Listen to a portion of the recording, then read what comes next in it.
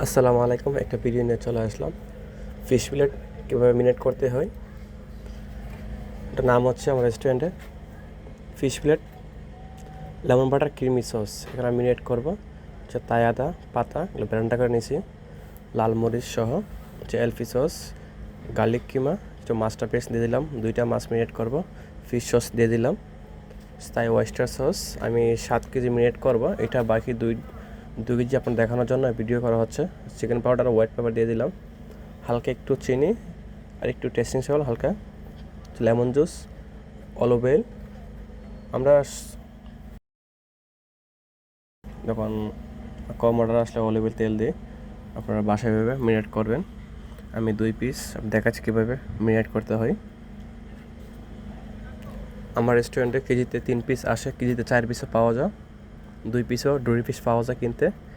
এটা মিনেট করার পর আপনার fish and chips, fish finger, fish fillet যে কোনো আইটেমে আপনারা বানাতে পারবেন।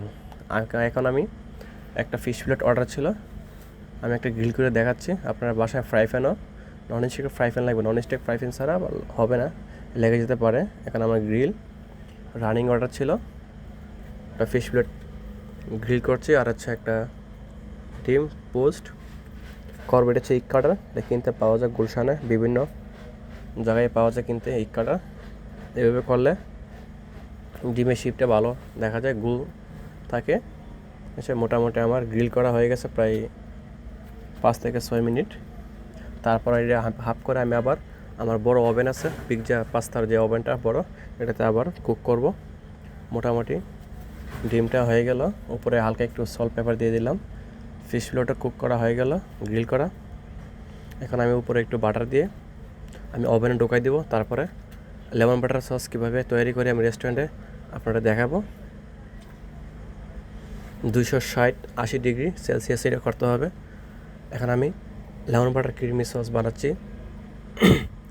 এখানে গার্লিক, আচ্ছা অনিয়ন চপ দিয়ে দিলাম, হালকা একটু বাটার তেল দিয়ে,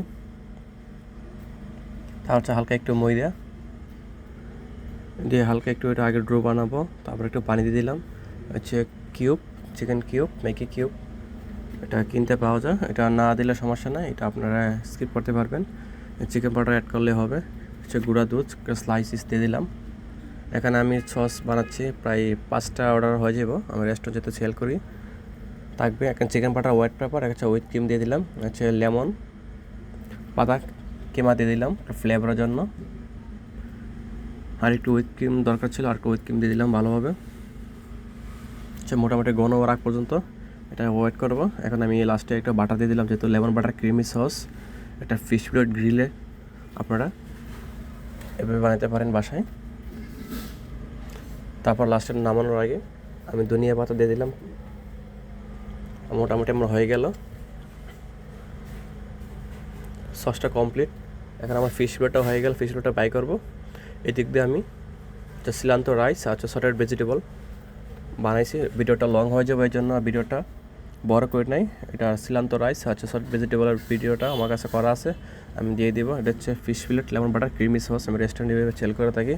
আপনারা বাসায় ডোরি ফিশ যে কোনো মাছ দিয়ে এইভাবে মেরিনেট করতে পারেন। এটা আমার ফিশ ফিলেটটা হয়ে গেল। প্লাউটা উপরে রাইসের উপরে এক পোস্ট দিয়ে দিলাম, lemon butter creamy sauce, lemon দিয়ে দিলাম, গার্নিশ করে দিলাম হালকা পাতলা একটু।